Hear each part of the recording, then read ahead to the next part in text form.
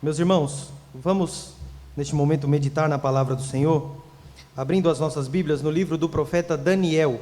Nós vamos abrir no capítulo de número 1 e vamos ler dos versículos 1 a 7. Hoje, irmãos, nós daremos início a uma série de sermões nos 6 primeiros capítulos de Daniel. Nós meditaremos nessas passagens que falam a respeito de Daniel e dos seus 3 amigos. E vamos pensar esse texto e suas implicações para os nossos dias. Amém, irmãos? Daniel, capítulo de número 1, nós vamos ler o versículo de 1 a 7. Eu lerei, peço que você olhe para o texto, preste atenção no que a palavra de Deus nos diz. Daniel, capítulo 1, do 1 ao 7, assim nos diz a Sagrada Escritura. No ano 3º do reinado de Jeoaquim, rei de Judá, veio Nabucodonosor, rei da Babilônia, a Jerusalém e a sitiou. O Senhor lhe entregou nas mãos a Jeoaquim, rei de Judá, e alguns dos utensílios da casa de Deus.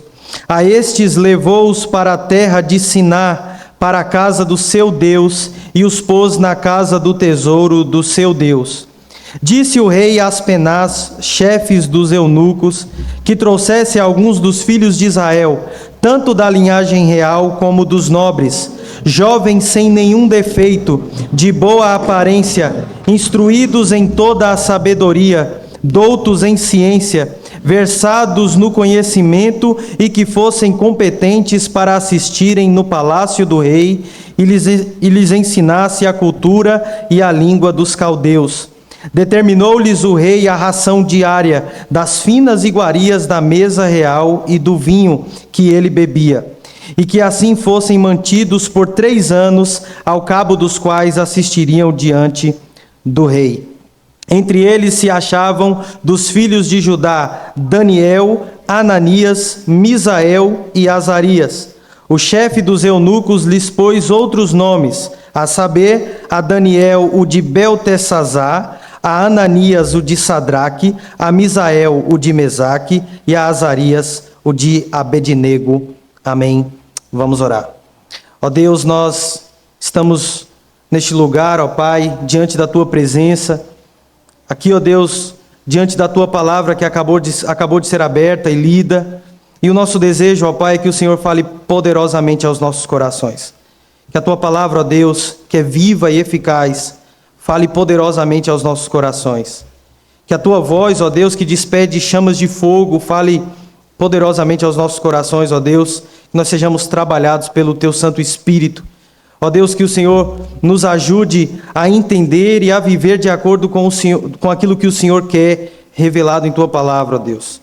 Que saiamos daqui hoje convictos de que o Senhor falou conosco. Que não sejamos, ó Deus, negligentes quanto à Tua palavra. Que não tratemos, ó Deus, a Tua voz de forma leviana. Essa é a nossa oração, ó Pai, nos ajuda, em nome de Jesus Cristo. Amém. Meus irmãos, eu quero começar essa nossa meditação de hoje convidando vocês a fazer um exercício imaginativo. Pense na seguinte situação. Imagine que você tenha sido exilado para uma outra cidade, para um lugar estrangeiro, para um lugar em que você não conhece. Você consegue imaginar como seria ter que permanecer num lugar totalmente novo? Como seria permanecer num lugar não apenas novo e desconhecido, mas um ambiente completamente hostil a você, aos seus valores, aquilo que você acredita, a sua identidade? Imagine ficar aí nesse lugar, sozinho. Imagine ficar ali com medo, distante de qualquer coisa, de qualquer lugar, de qualquer ideia que lhe seja familiar. Como você se comportaria num lugar desse? Longe da sua família, do seu trabalho, dos seus amigos, longe da igreja. Como você viveria num ambiente como esse? Diferente de tudo que você está acostumado. Como você viveria num cenário como esse? A que verdades você se apegaria? O que lhe traria esperança num cenário assim? Você se tornaria outra pessoa? Ou você permaneceria com a sua identidade formada? Você continuaria sendo quem você é? Ou você se amoldaria a este novo lugar? Em outras palavras, e sendo um pouco mais direto, você permaneceria fiel a Jesus Cristo num ambiente onde a piedade não é favorável, um ambiente em que tudo concorre para que você viva como um pagão, como um ímpio?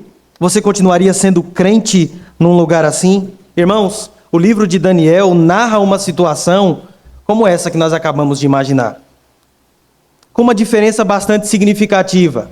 Ela é real. Isso de fato aconteceu com o homem que dá nome a esse livro, Daniel. Daniel foi um personagem bíblico que viveu a maior parte da sua vida longe da sua terra natal, longe do templo, longe de tudo aquilo que lhe era familiar na sua infância, na sua adolescência. Irmãos, no reino de Judá, que é essa terra natal de Daniel, a religião e o governo atuavam juntos, igreja e Estado atuavam juntos, de mãos dadas. O Estado deveria favorecer a vida religiosa do povo da aliança. Reis e sacerdotes trabalhavam juntos. Reis e sacerdotes deveriam trabalhar de mãos dadas para promover a piedade, a espiritualidade, a santidade do povo de Deus. Porém, irmãos, por causa do juízo de Deus que sobreveio ao povo em decorrência da desobediência, da idolatria, da corrupção, da injustiça, da maldade do povo, Judá foi conquistada pelo Império Romano, uma história que todos nós aqui já conhecemos, à luz de vários textos do Antigo Testamento. Por causa, irmãos, da desobediência, a terra de Judá, a cidade santa, a cidade de Jerusalém, foi tomada pelo Império da Babilônia e os judeus foram levados cativos para essa terra estrangeira, a Babilônia. E nesse contexto, irmãos, Daniel e seus 3 amigos, como nós vimos no versículo 6, Ananias, Misael e Azarias, estavam entre esses que foram exilados. Eles estavam, irmãos, entre os primeiros israelitas que foram levados cativos para a Babilônia e tiveram que conviver nesse ambiente novo, estranho, hostil, contrário à fé deles, contrário a tudo aquilo que eles aprenderam dos seus pais na infância. Entretanto, irmãos, mesmo sendo obrigados a viver cercados pela impiedade, pela maldade, pela incredulidade da Babilônia, Daniel e seus amigos permaneceram íntegros, eles permaneceram crentes, eles permaneceram fiéis ao seu Deus. O exemplo desses jovens irmãos que provavelmente tinham 15, 16 anos, como dizem os estudiosos, é uma verdadeira lição, irmãos, sobre como permanecer fiel em meio à sociedade pagã, como permanecer crente no mundo incrédulo, como permanecer puro no mundo impuro. Nós aprendemos muito a respeito disso com o exemplo desses 4 jovens. Esses meninos, irmãos, foram desafiados a andar no meio da imundícia, foram desafiados a andar num ambiente totalmente sujo, sem se contaminar, sem se sujar. Durante muitas décadas, irmãos, Deus avisou o seu povo, Deus alertou o seu povo. Por meio dos profetas, Deus disse que eles seriam castigados. Nós lemos alguns textos desse aqui, inclusive. Eles seriam castigados se eles não se voltassem para o Senhor, se eles não se arrependessem dos seus pecados. Mas nós vimos, irmãos, que a idolatria, a imoralidade, a injustiça, a corrupção levou a nação de Judá, de Israel, especificamente no Reino do Sul, a ser julgada pelo Senhor. O povo não deu ouvidos, irmãos, às instruções, às advertências constantes de Deus por meio dos seus servos, os profetas. Deus, irmãos, então, cumpriu a sua palavra. Deus fez exatamente como disse que faria, preferindo que o seu povo vivesse como estranhos, vergonhosamente, numa terra pagã, do que eles vivessem como pagãos na terra prometida. Deus preferia que o seu povo vivesse numa terra pagã, mas fosse fiel, do que vivessem em infidelidade na terra santa, vivessem como povos estranhos. No entanto, irmãos, Deus preservou para si um remanescente fiel. Mesmo em meio a tanta destruição, irmãos, Deus preservou um povo fiel, por causa das promessas que ele havia feito aos antepassados. Daniel e seus amigos faziam parte desse grupo. Daniel e seus amigos faziam parte desse grupo que foi preservado pela graça de Deus. Daniel é mencionado nas Escrituras, irmãos, como um homem justo Ezequiel capítulo 14, versículos 14 e 20, capítulo 28, versículo 3. O autor aos Hebreus diz que Daniel, ele é um dentre os profetas, os quais pela fé fecharam a boca dos leões. Hebreus capítulo 11, versículos 32 e 33. Daniel, então, irmãos, este homem de Deus recebe a palavra do Senhor e escreve esse livro para encorajar o povo de Deus que estava desanimado no cativeiro. Ele escreve essas palavras, irmãos, para encorajar, animar os exilados em meio das revelações, por meio das revelações de Deus para o seu povo. Naquela situação, era fácil para o povo achar que Deus tinha se esquecido deles, de que Deus tinha se esquecido das promessas que ele havia feito a Abraão, a Isaac, a Jacó. Era fácil para o povo abandonar o Senhor, eles que já haviam abandonado ainda na terra prometida, agora seria muito mais fácil. Por isso que Deus usa Daniel para trazer essas palavras, para que a fé daquele povo fosse reanimada, para que eles não perdessem a fé em Deus naquela situação difícil, naquela situação em que eles foram arrastados para a Babilônia. Irmãos, é por isso que o foco do livro de Daniel está na soberania de Deus sobre os reis e sobre os reinos. Deus é soberano sobre todos os impérios, sobre todas as potências deste mundo, e é isso que Daniel quer mostrar para o povo de Deus aqui, a fim de que eles não desanimassem. Daniel quer mostrar para o povo de Deus que mesmo naquela situação caótica, Deus estava controlando todas as coisas. Deus não sofreu nenhuma derrota ao permitir a queda de Judá. Deus não perdeu para os deuses falsos da Babilônia. Ele estava providencialmente operando os seus propósitos para a manifestação da sua glória. Diferente, irmãos, do que muitos podem pensar, o livro de Daniel não foi escrito para nos entreter com a historinha das aventuras de 4 jovens numa terra estranha. Daniel, irmãos, recebeu a palavra de Deus a respeito desses sucessivos estágios de dominação, de expansão do império da Babilônia ao longo dos séculos no mundo, para anunciar a chegada de um novo reino, um novo conquistador, um rei que séculos depois viria após tudo isso que estava acontecendo com o povo de Deus. Um rei que colocaria tudo no lugar. Um rei que restauraria de uma vez por todas a sorte do povo de Deus. O Messias, aquele que viria para esmagar os inimigos do povo de Deus, os inimigos de Deus. O livro, irmãos, é acima de tudo sobre Cristo. O livro de Daniel anuncia a vinda de Cristo, e isso é mais claro ainda no final do livro, na última metade. O livro, irmãos, aponta para ele. O livro é sobre ele, o bendito Filho de Deus, aquele que haveria de vir para livrar o seu povo e levá-lo para o seu reino, um reino glorioso, um reino vitorioso.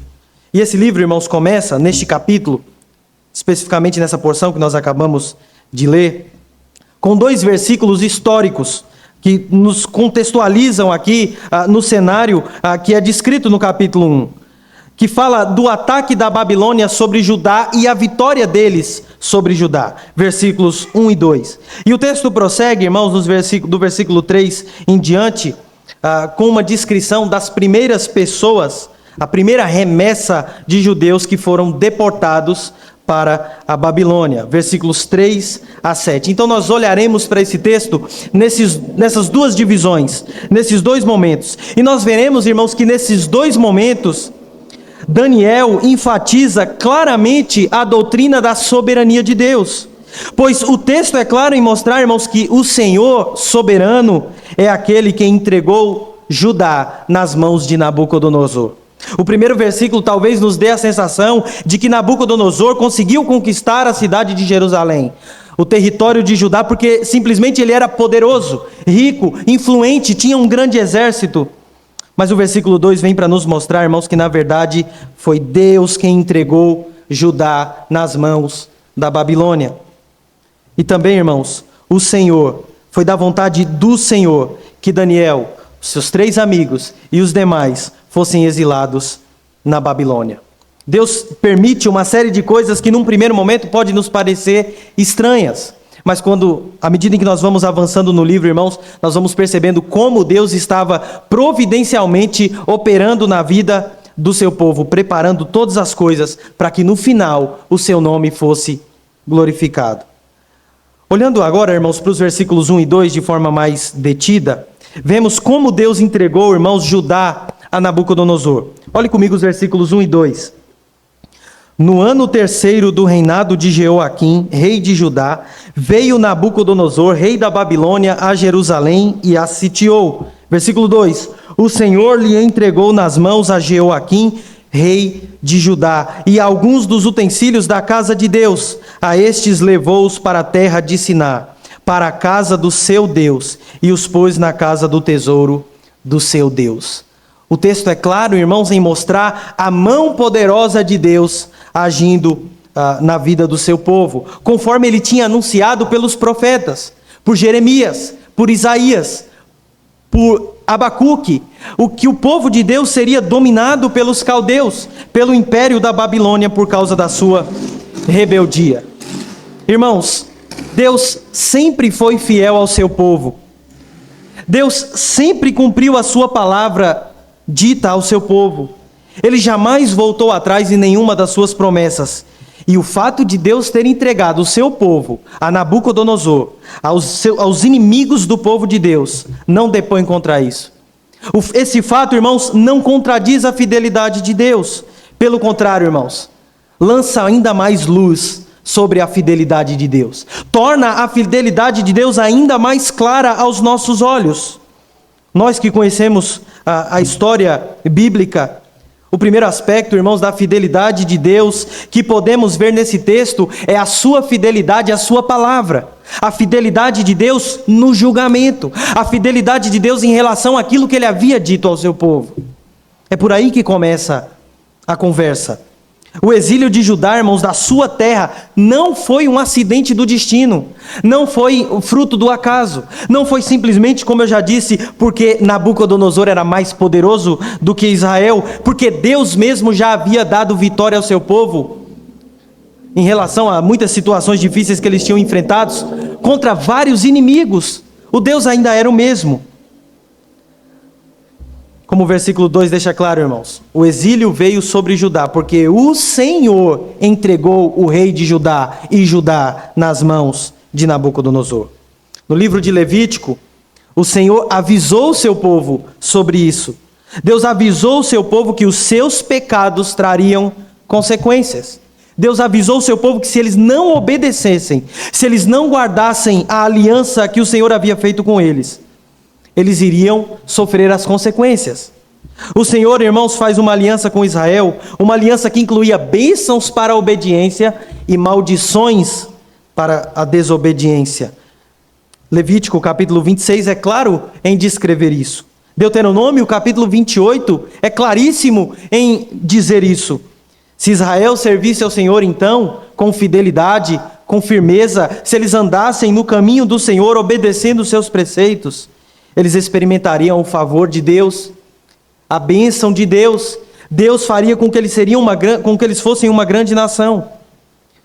Levítico capítulo 26, versículos 3 a 13. Contudo, se eles abandonassem o Senhor, se eles violassem a aliança do Senhor, eles experimentariam a ira no lugar do favor.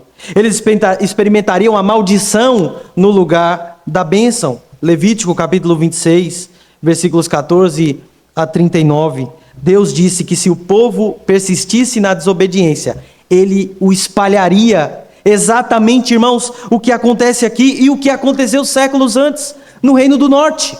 O povo desobedeceu ao Senhor e foi também espalhado, foi exilado para terras estranhas, distante do templo, distante da terra que mana leite e mel, a terra que Deus havia prometido aos seus pais. Deus disse que eles definhariam no exílio, e é exatamente o que acontece aqui. Nós podemos ver isso ao longo do livro de Daniel.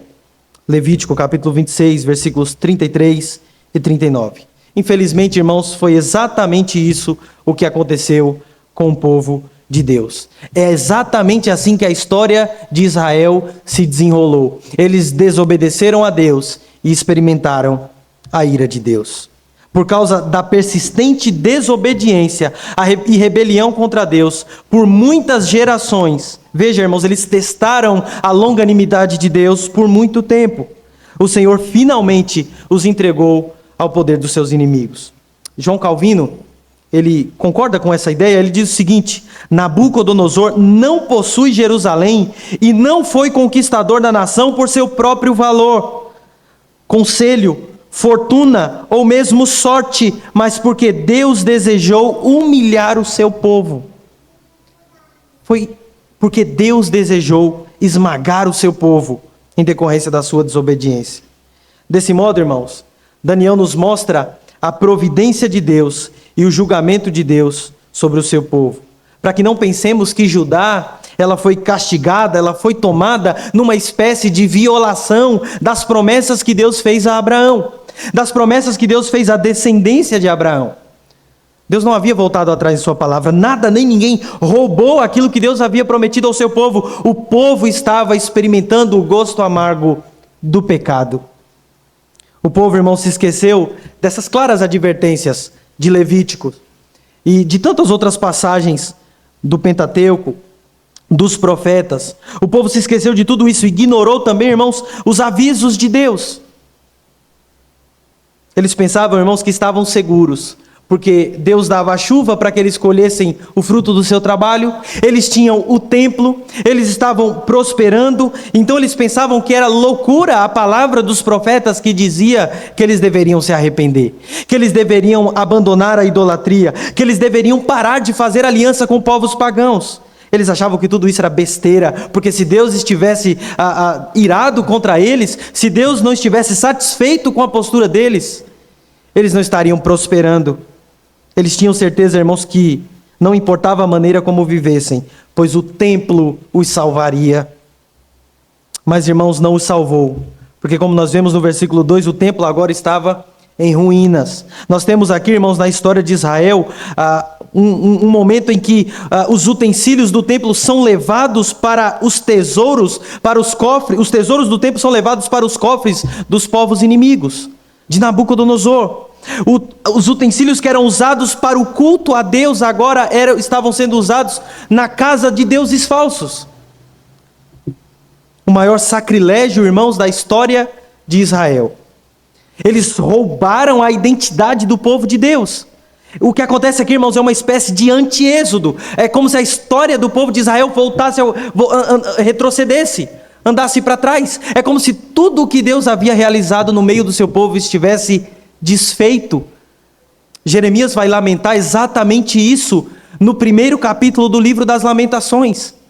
Ele chora se lembrando das peregrinações, de como o povo ia alegre rumando para Jerusalém, mas agora o templo está vazio, não há mais ninguém nas estradas rumo a Jerusalém. Os sacerdotes, os homens de fé, Jeremias lamenta porque agora eles não têm mais esperança. Eles choram e choram. Jeremias vai dizer que eles choram e choram como uma viúva que não é consolada, como uma viúva que não tem quem a console. Veja, irmãos, o culto foi roubado do povo de Deus, ou seja, o povo de Deus perdeu a identidade. O povo de Deus, irmãos, perdeu aquilo que o caracterizava. Há salmos, irmãos, que lamentam exatamente isso, que os instrumentos foram aposentados. O povo não louvava mais ao Senhor. O templo não salvou o povo, irmãos. Um rei pagão chegou e levou tudo o que pertencia ao templo de Jerusalém. Através desses acontecimentos, irmãos, Deus demonstrou que não toleraria o pecado. Deus não deixaria o pecado passar despercebido. Deus demonstrou, irmãos, que não tinha acordo com o erro. Deus, irmãos, Deus teria feito cessar o seu furor, a sua ira contra o seu povo, se eles tivessem se voltado para Ele, se eles tivessem se arrependido dos seus maus caminhos. Mas confiar no templo não é substituto para o arrependimento. Confiar, irmãos, em práticas litúrgicas, práticas religiosas, não substitui o verdadeiro arrependimento. Deus é Deus, quer o seu templo exista, quer não. Irmãos, com base nesses 2 versículos, Daniel nos ensina algumas lições para a igreja de hoje. A primeira e a mais óbvia delas, irmãos, é que o pecado nunca compensa. O pecado, irmãos, sempre trará as suas consequências. O pecado, irmãos, ele pode parecer doce no começo, mas no fim, o seu gosto é amargo como fel. Aqueles que vivem, irmãos, na prática do pecado, um dia serão apanhados por Deus. Deus castiga o seu povo. Foi assim com Israel no passado e é assim com a igreja nos dias de hoje. Deus perdoa os nossos pecados e às vezes, irmãos, nós ficamos com a impressão de que perdoar é ignorar. Nós lembramos que Deus é misericordioso, rico em perdoar, que Ele é um Deus longânimo e nós brincamos com a paciência de Deus. Absolutamente ninguém é capaz de escapar do julgamento de Deus. Louco é aquele, irmãos, que brinca com isso, que brinca com o pecado, que faz como Israel fez, não dando ouvido às advertências de Deus, transformando a graça de Deus em pretexto para pecar. Nós não dissemos, é claro, de forma tão grosseira como eu peco e depois eu peço perdão a Deus e está tudo resolvido. É claro que nós não dizemos isso. Mas lá no íntimo do nosso coração, irmãos, quantas vezes nós não pensamos assim? Depois eu acerto as contas com Deus, momentos antes da desgraça acontecer. Nós pensamos assim muitas vezes. Segunda lição, irmãos, é que a ira de Deus, ela pode vir sobre nós, irmãos, se nós não atentarmos para aquilo que Ele está nos dizendo. O cálice da ira de Deus um dia transbordará, se nós não prestarmos atenção nas advertências dele. A longanimidade, a paciência de Deus, ela tem limites. Esse texto nos mostra isso, a história de Israel nos mostra isso. Antes de julgar o seu povo, Deus advertiu eles inúmeras vezes, irmãos, mas eles não deram ouvidos. E quantas vezes, irmãos, nós, crentes, nós que fazemos parte da igreja, não temos testado a paciência de Deus, não temos insistido no pecado. Quantas vezes nós não temos pagado para ver, irmãos? Deus nos adverte muitas vezes, Cristo nos confronta muitas vezes. O Espírito Santo nos mostra o caminho, nos guia, nos convence, nos mostra o caminho que nós devemos seguir, mexe com a nossa consciência, nos inquieta momentos antes de pecarmos. Muitas vezes nós somos aconselhados muitas vezes, irmãos, exortados pelos servos de Deus muitas vezes, nossos irmãos, pastores, a liderança da igreja, mas mesmo assim, irmãos, muitas vezes nós não damos ouvido. Por isso, irmãos, nós precisamos entender que o mesmo Deus que adverte é o mesmo Deus que usa o seu cajado, a sua vara, para nos disciplinar. E este não é um sinal, irmãos, de que Deus nos odeia e de que a nossa relação com Ele se dá por méritos, mas simplesmente, irmãos, porque Ele nos ama, como diz o autor aos Hebreus. Ele castiga aquele a quem Ele ama. A figura, irmãos, que nós pensamos aqui é como a de um pai que avisa o seu filho, que adverte o seu filho, que instrui o seu filho. Mas quando ele insiste no pecado, quando ele insiste no erro, na desobediência, consequências maiores virão. E Jesus Cristo nos ensinou a orar, dizendo: Pai nosso que estais nos céus. Irmãos, Deus nos trata como seus filhos, porque de fato somos os seus filhos. E Ele nos adverte, Ele nos instrui, Ele nos mostra o caminho. E por causa da nossa rebeldia, irmãos, muitas vezes nós temos experimentado o gosto amargo da desobediência. Outra lição, irmãos, que Daniel nos ensina nesses 2 versículos, é que uma religião apenas de aparências não pode nos ajudar no dia da calamidade. Em situações, irmãos, difíceis que nós enfrentamos, situações em que a nossa fé é testada, como essa: exílio, desgraça, prisão, cativeiro. Momentos como esse, irmãos, em momentos como esse, uma falsa piedade, uma falsa religião não nos ajudará. Eles, irmãos, eram religiosos. Eles tinham um grande fervor religioso, ninguém pode negar isso. O povo de Deus era metódico, extremamente religioso. Mas isso, irmãos, não os salvou, porque essa religião, era uma religião, irmãos, muitas vezes fingida. O exílio, irmãos, revelou a falsa piedade de Judá, assim como muitas vezes alguns exílios da vida revelam a nossa falsa espiritualidade, a nossa falsa piedade, quando nós também somos submetidos a situações como essas. Aí talvez você pense, mas eu nunca passei por uma situação tão extrema como essa. Mas é aí que está. Às vezes, irmãos, por muito menos, nós negamos a nossa fé, negamos a nossa identidade cristã. Às vezes, negamos a nossa fé por coisas muito menores. Nós nos esquecemos da nossa identidade cristã na primeira situação em que estamos, de alguma forma, distantes do nosso contexto comum. Quantas vezes, irmãos, longe da igreja, nós nos comportamos como ímpios? Lembra da pergunta que eu fiz lá no começo? Como você viveria num lugar totalmente estranho? Às vezes, irmãos, esse lugar estranho não é, de fato, literalmente uma terra estranha. Mas às vezes é uma terrinha virtual estranha, as mídias, as redes sociais. Muitas vezes nesses ambientes nós não nos comportamos como cristãos. Quantos de nós, irmãos, muitas vezes, por estarmos um pouco mais distante da nossa cidade, da nossa igreja, da nossa esposa ou marido, família, filhos, fazemos coisas que não faríamos se estivéssemos no nosso habitat comum? Quantos irmãos, infelizmente na igreja, às vezes estão viajando e se esquecem que são crentes, se esquecem o significado do domingo, por exemplo. Irmãos, eu já ouvi relatos, infelizmente, de pastores que em seu período de férias nem pisam o pé na igreja. Quantos de nós, irmão, muitas vezes vamos passar as férias, uma viagem, vamos para algum lugar, ou às vezes nos mudamos e nem nos preocupamos se naquele lugar tem uma igreja para congregarmos, para cultuarmos ao Senhor. Ou quando estamos em outro lugar que não é a nossa cidade e é domingo, vivemos como as pessoas que nos cercam naquele lugar, muitas vezes pessoas ímpias. Quantas vezes, irmãos, deixamos de orar, de ler a Bíblia, de fazer aquilo que Deus ordena, porque, afinal de contas, eu estou fora da minha rotina, não estou na minha cidade, não estou na minha igreja. Quando eu voltar, eu coloco os cultos em dia. Quando eu voltar para São Bento do Una, eu coloco a oração em dia, o culto doméstico em dia. Aí eu volto a ser crente de novo. Veja, irmãos, muitas vezes nós nem precisamos ser levados cativos para uma terra estranha, totalmente pagã. Irmãos, o mundo que nós vivemos já é um mundo pagão, um mundo caído.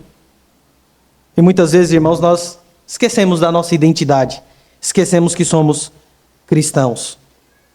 Nós precisamos, irmãos, ver o amor de Deus aqui, em tudo isso que nós acabamos de ver nesses 2 primeiros versículos. Por mais estranho que isso pareça, nós vemos sim o amor de Deus aqui, na disciplina. Deus ama o seu povo e é exatamente por isso que Ele o castiga, para lhe conduzir ao arrependimento. A tristeza, segundo Deus, nos leva ao arrependimento. É o que Paulo diz em Coríntios.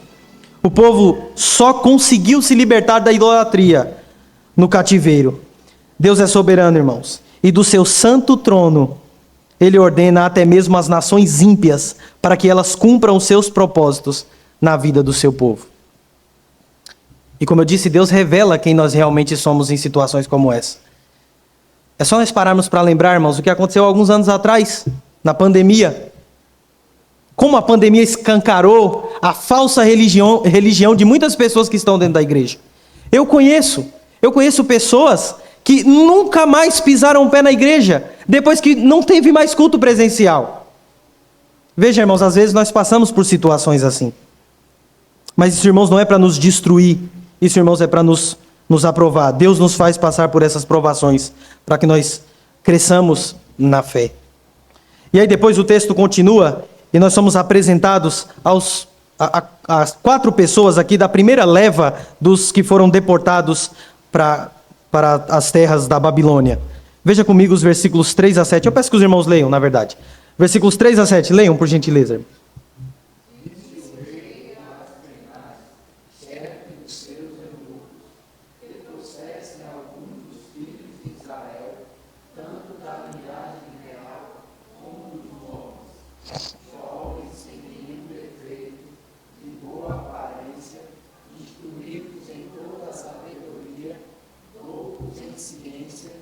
Versados no conhecimento e que fossem competentes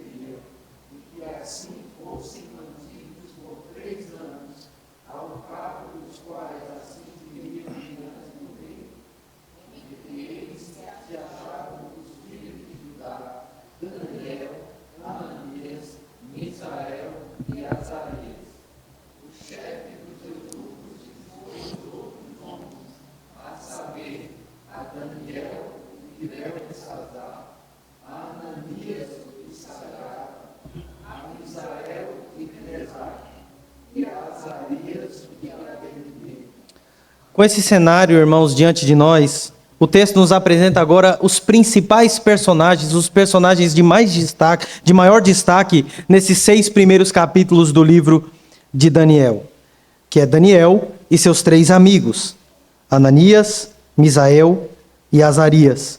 Jovens irmãos que, como veremos no decorrer dessa narrativa, eram guiados pela mão de Deus, guardados pelo Senhor neste lugar totalmente desfavorável a tudo aquilo que eles eram acostumados. Eles eram guiados pela mão de Deus, irmãos, e a história deles foi gravada na palavra de Deus, e não é sem razão, porque como eu já disse no início, uma história que aponta para o Evangelho, é uma história, irmãos, que aponta para um padrão que nós devemos seguir também hoje.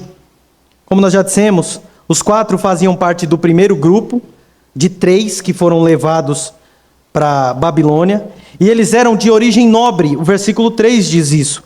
Eles eram, irmãos, de famílias importantes, alguns deles da família real. Versículo 3. Eles também eram, versículo 4, jovens sem defeito, de boa aparência, instruídos em toda a sabedoria, doutos em ciência, versados no conhecimento e que fossem competentes para assistirem no palácio do rei e lhes ensinasse a cultura e a língua dos caldeus. Então, ao que tudo indica, irmãos, esses meninos eram pessoas escolhidas por causa da instrução e da aparência deles. A Babilônia invadiu Judá e nessa primeira remessa eles levaram as pessoas mais importantes, mais capacitadas para causar exatamente um desfalque em Judá, para que eles fossem enfraquecidos nesse primeiro ataque, nesse primeiro momento.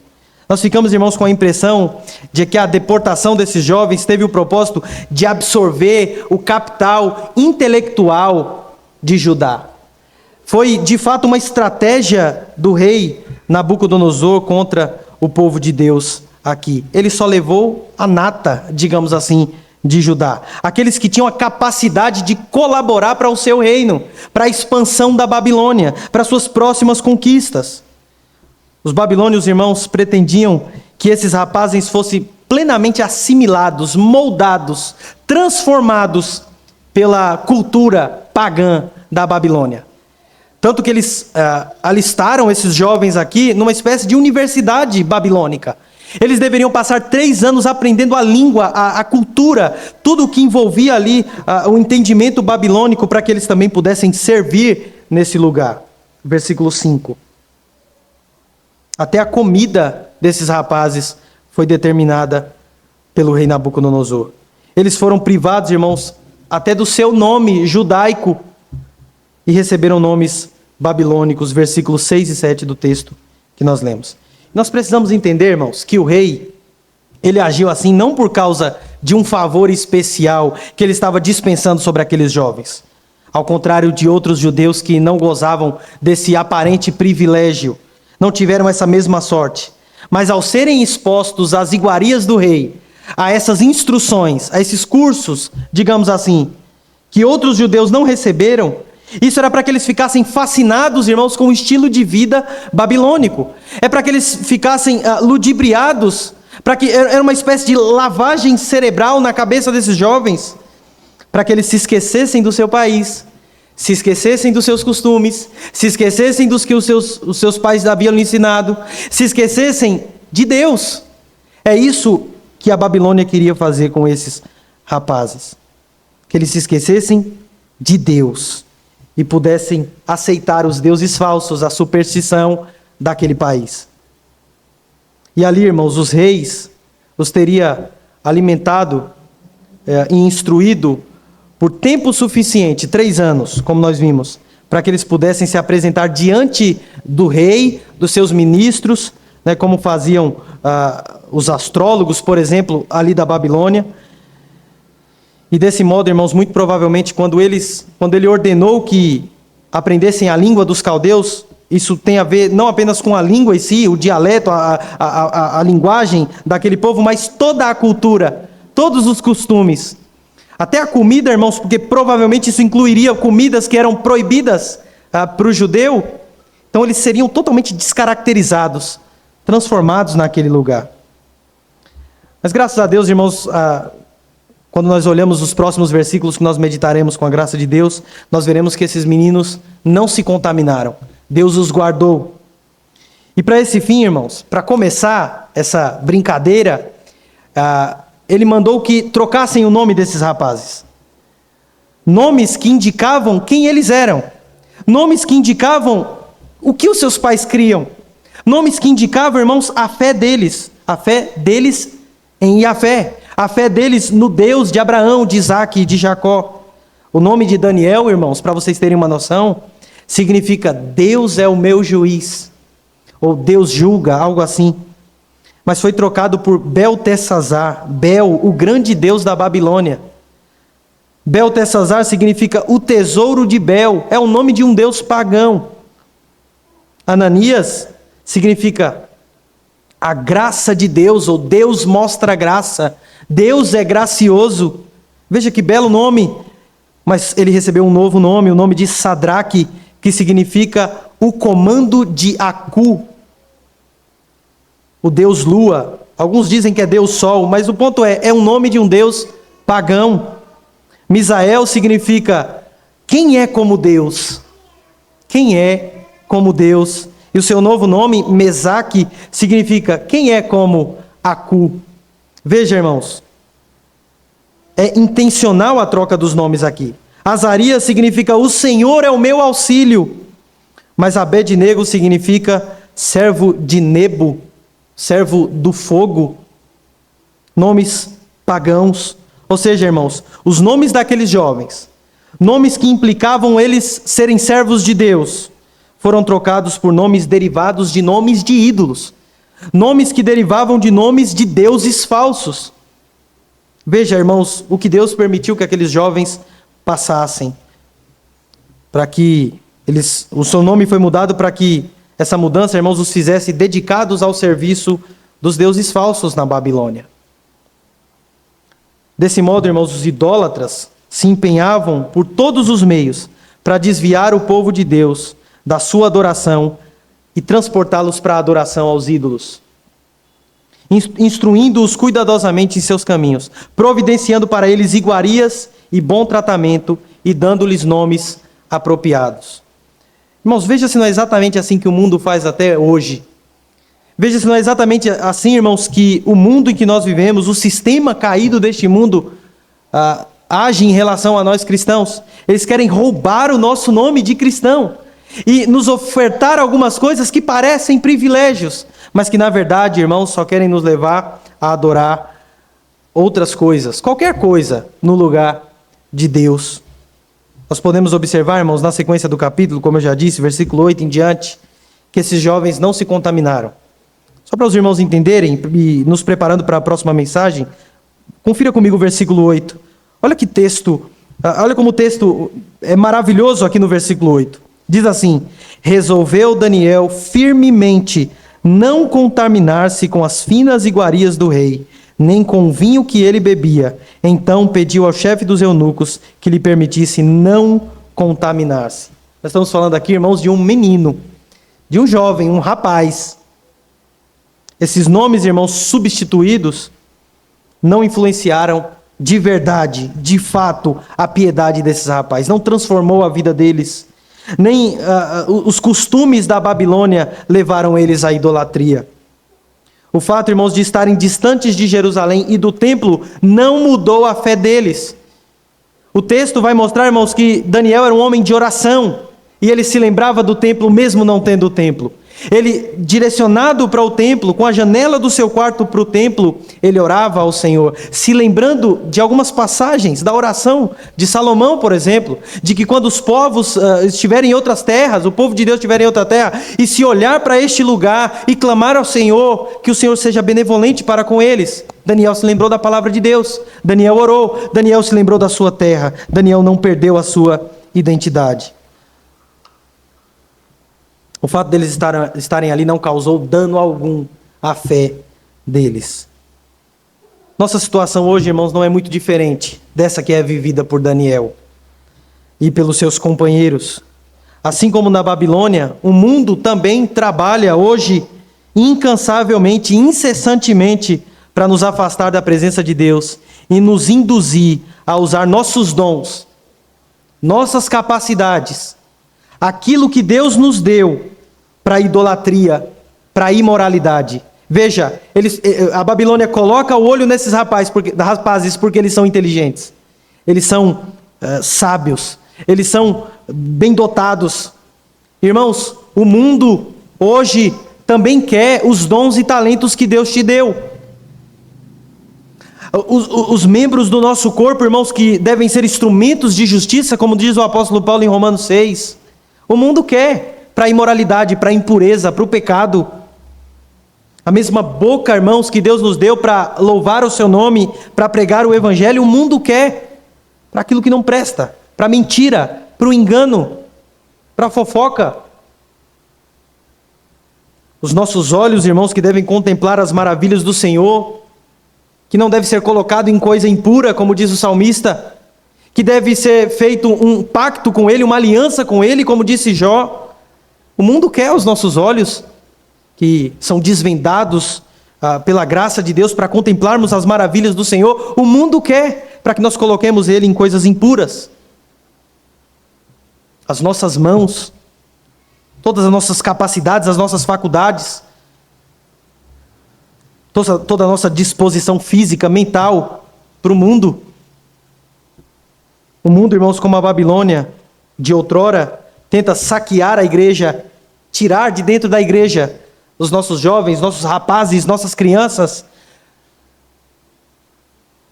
para que eles possam militar no mundo, para que eles possam militar para a expansão da Babilônia. E isso tem acontecido, irmãos, infelizmente. Quantos jovens têm se esquecido dos ensinamentos dos seus pais? Se esquecido do que aprenderam na igreja para militar por causas totalmente contrárias e dispostos a dar até a sua própria vida por isso. Coisas que são totalmente contrárias à nossa fé. Mudam a sua identidade, irmãos. É isso que o mundo quer, mudar a nossa identidade, roubar a nossa fé para que nós pratiquemos a injustiça. Por exemplo, a mídia frequentemente glorifica comportamentos imorais e práticas contrárias aos ensinamentos cristãos, para que isso nos encante, para que isso, irmãos, encha os nossos olhos. Certamente essa era a intenção de Nabucodonosor, que aqueles rapazes olhassem e pensassem que eles eram privilegiados, que eles eram especiais. E quantas pessoas saem da igreja, e reparem na conversa dessas pessoas. Elas dizem que saíram da igreja porque não eram bem tratadas, não saíram da igreja porque não eram cuidadas, consoladas. Muitos dizem que no momento da aflição não foram assistidas. Ao mesmo tempo estão dizendo, irmãos, que no mundo elas recebem tudo isso. O mundo, irmãos, quer nos fazer ter essa falsa sensação, quer nos fazer ter os mesmos olhos de Eva, que olhou para a árvore, aquilo que simbolizava a desobediência, o pecado, aquilo que era contrário à vontade de Deus, olhar para aquilo e dizer que aquilo era bom, era agradável, para dele se obter aquilo que é desejado. O mundo glorifica, exalta, enaltece aquilo que é errado, para que nós sejamos enganados com isso. O mundo tenta redefinir o que é considerado aceito, o que é considerado correto por Deus. Da mesma forma, irmãos, a pressão para se conformar aos padrões seculares no trabalho. No trabalho também, irmãos, é algo que pode nos levar a comprometer os nossos valores, as nossas crenças. Quantas vezes, irmãos, no trabalho, nós somos chamados a agir de uma forma contrária à nossa fé. No ambiente escolar, no ambiente universitário, nos debates políticos. questões ideológicas, irmãos, que nos desafiam a abandonar a nossa fé. Tentam nos convencer de que as crenças cristãs são antigas, ultrapassadas, desnecessárias, não se aplicam mais, são irrelevantes. Além disso, irmãos, em contextos sociais, de redes sociais, muitas amizades, irmãos, que nós encontramos, nos leva muitas vezes à tentação de nos conformar com aquilo que é popular, com aquilo que todo mundo faz, com aquilo que é costume. Veja, esses jovens se recusaram a fazer exatamente aquilo que todos estavam fazendo e olhavam para aquilo como um privilégio. O mundo, irmãos, também faz isso hoje, por meio de recursos que parecem privilégios, recursos que parecem bênçãos, como no caso de Daniel e seus amigos, mas na verdade são apenas artifícios para nos fazer servir ao pecado e não a Deus, para nos fazer ser idólatras e não adoradores do Deus verdadeiro. Quantas oportunidades nós nos recebemos, travestidas de avanço no trabalho, na carreira, nos estudos, na inteligência, nos privilégios, avanços, irmãos, em influência, em dinheiro.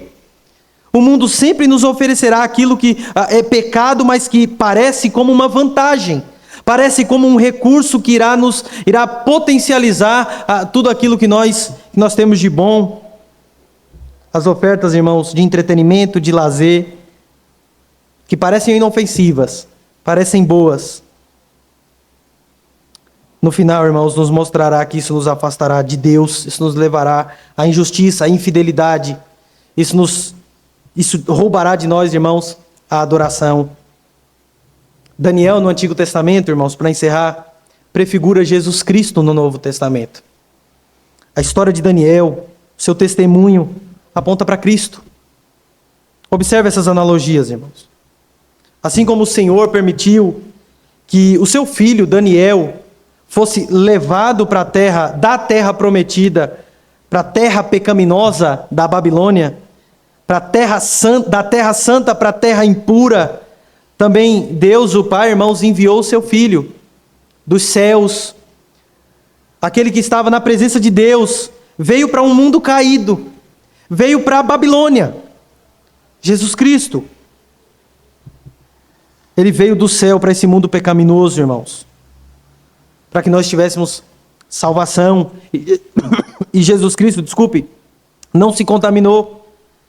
Deus, irmãos, fez com que Jesus Cristo adentrasse essa esfera pecaminosa, caída, corrompida, inimiga de Deus, para mudar esse cenário. Algo que é prefigurado pela história de Daniel. Lembra do que está escrito em João 3,16? O que está escrito em João 3,16, irmãos? Porque Deus amou o mundo de tal maneira que deu seu Filho unigênito, para que todo aquele que nele crê não pereça, mas tenha a vida eterna. Como Daniel na Babilônia, irmãos, foi obediente às leis de Deus, Jesus também foi obediente à vontade de Deus. Daniel foi obediente à vontade de Deus, nesse primeiro momento aqui, em coisas relacionadas à comida. Jesus Cristo disse algo parecido com isso, em João 4. Ele disse: a minha comida consiste em fazer a vontade daquele que me enviou. Mesmo, irmãos, quando se tornou claro que a vontade de Deus para Jesus era oferecer a sua própria vida, se sacrificar, negar os prazeres deste mundo, negar os privilégios desse mundo, recusar aquilo que todos desejam. Mesmo quando ele foi convidado a fazer isso, irmãos, Jesus obedeceu ao Pai. Ele orou: meu Pai, se não é possível passar de mim esse cálice, sem que eu beba, faça-se a tua vontade. Da mesma forma, irmãos, que Deus conduziu Daniel para um lugar de grande autoridade na Babilônia, nós veremos isso em breve. Esse homem serviu nesse lugar e glorificou a Deus neste lugar terrível, pecaminoso. Da mesma forma que Deus conduziu Daniel para essa posição de glória, nós vemos isso no Evangelho. Nós vemos como Cristo, que também venceu o pecado, que também venceu tudo aquilo que o mundo oferta, tudo aquilo que o diabo ofertou a ele, de forma mentirosa, é claro. Jesus Cristo, quando venceu, quando ele cumpriu a sua missão, quando ele disse está consumado, quando Deus aceitou a sua oferta, ele o ressuscitou e o levou para um lugar de autoridade, pelo que também Deus o exaltou sobremaneira e lhe deu o nome que está acima de todo nome, para que o nome de Jesus se dobre todo o joelho e toda língua confesse que Jesus Cristo é Senhor, para a glória de Deus Pai. Filipenses capítulo 2, versículos 9 a 11. Como nós, irmãos, vamos reagir quando a perseguição chegar até nós? Como, irmãos, nós vamos reagir quando surgirem alguns obstáculos à nossa piedade? Quando coisas aparecerem que querem te afastar da oração? Quando na sua vida, na sua agenda, no seu dia, surgirem algumas coisas que vão obstruir o caminho entre você e a leitura da Bíblia, e estar presente nos cultos, e pregar o Evangelho, e ensinar a sua família os caminhos do Senhor, em glorificar a Deus com o louvor dos seus lábios, como é que nós vamos agir em momentos como esse, irmãos? Quando perdermos o nosso emprego por causa das nossas crenças, quando nossos familiares, irmãos, se afastar de nós por causa daquilo que nós acreditamos, quando pai ou mãe forem levados porque não são cristãos, como vamos reagir, irmãos, quando o culto público for proibido? Isso acontece em vários lugares. Pessoas não podem se reunir publicamente para adorar. O que vai acontecer, irmão, se pessoas forem condenadas por serem cristãs? Como é que nós vamos nos comportar se isso acontecer no nosso contexto? Quando nossos bens terrenos forem confiscados, como é que nós vamos agir, irmãos? Se um dia o nosso dinheiro acabar, se um dia alguém que nós amamos muito for tirado de nós, Jesus diz, irmãos, e é com as palavras de Jesus que eu quero terminar essa nossa mensagem: não temais, ó pequenino rebanho, porque vosso Pai se agradou em dar-vos o seu reino. Deus, o Pai, irmãos, é soberano para dar a vitória. Ele vai nos dar o reino, porque Ele é soberano sobre reis e reinos, como nós vemos aqui nesse texto. Amém. Que Deus nos abençoe e guarde, em nome de Jesus. Quero convidar aqui nosso irmão, presbítero Esdras, para nos conduzir no momento de declaração de fé, a recitação do Credo dos Apóstolos. Fiquemos de pé, irmãos. Vamos declarar a nossa fé trinitária, Deus Pai, Filho e Espírito Santo. Declaremos com fé naquilo que nós cremos. Creio em Deus Pai, Todo-Poderoso, Criador do céu e da terra. Creio em Jesus Cristo, seu único Filho, nosso Senhor, o qual foi concebido por obra do Espírito Santo, nasceu da Virgem Maria, padeceu sob o poder de Pôncio Pilatos, foi crucificado, morto e sepultado, desceu ao Hades, ressurgiu dos mortos ao terceiro dia, subiu ao céu, está sentado à direita de Deus Pai Todo-Poderoso, donde há de vir para julgar os vivos e os mortos. Creio no Espírito Santo, na Santa Igreja Universal, na comunhão dos santos, na remissão dos pecados, na ressurreição do corpo, na vida eterna. Amém. Amém. Eu mesmo, irmãos, irei fazer a oração final. Família dessa semana, é a família do nosso irmão Rodolfo. Vamos orar, vamos curvar nossas cabeças. Senhor, obrigado por mais esta noite em Tua casa. Queremos, ó Deus, Te agradecer porque este foi um dia que dedicamos inteiramente ao Senhor, comparecendo em Tua presença tanto pela manhã como à noite. Queremos Te agradecer de forma especial porque ontem e hoje realizamos aqui, ó Deus, pela primeira vez em 2 dias, a Escola Bíblica de Férias aqui na congregação. E Te agradecemos pela vida de cada pessoa que esteve envolvida, por cada criança que pôde ouvir a palavra do Evangelho. Que o Senhor nos ajude a sempre fazermos, ó Deus, mais e melhor para Ti. E, ó Deus, Te pedimos que o Senhor sempre nos anime na Tua obra. Queremos pedir que o Senhor, ó Deus, nos guarde nesse mundo que é, ó Deus, uma Babilônia expandida. Nós vivemos, ó Pai, em um mundo chafurdado no pecado, no mal e que se esqueceu do Senhor. Como é difícil, ó Pai, vivermos exilados nesse lugar, aguardando o dia em que o Senhor também nos fará retornar do nosso cativeiro para a nossa pátria. Mas até esse dia, ó Deus, nos ajude. Ajude-nos, ó Pai, para que não assimilemos esse mundo, seus valores, suas verdades, suas práticas, ó Deus, suas obras. Ó Deus, ajuda-nos, que nós não percamos a nossa identidade como filhos do Senhor, como povo do Senhor. Nos ajude, ó Pai, também a vermos a Tua soberania sobre tudo aquilo que nós passamos em nossa vida, sobre tudo aquilo, ó Deus, que acontece conosco e que se coloca como dificuldade da nossa vida cristã. Mas que, ó Deus, nós possamos, arrimados no Senhor, confiados em Ti, prosseguirmos, ó Deus, até o dia da nossa libertação, da vitória final de Jesus Cristo com o seu retorno em glória. Nos abençoe nessa semana, Senhor, nos dê uma semana de trabalho, de atividades, debaixo da Tua santa proteção, nos leva para nossos lares. Abençoa a nossa cidade nesses próximos meses, em que se iniciará, ó Deus, o período da política.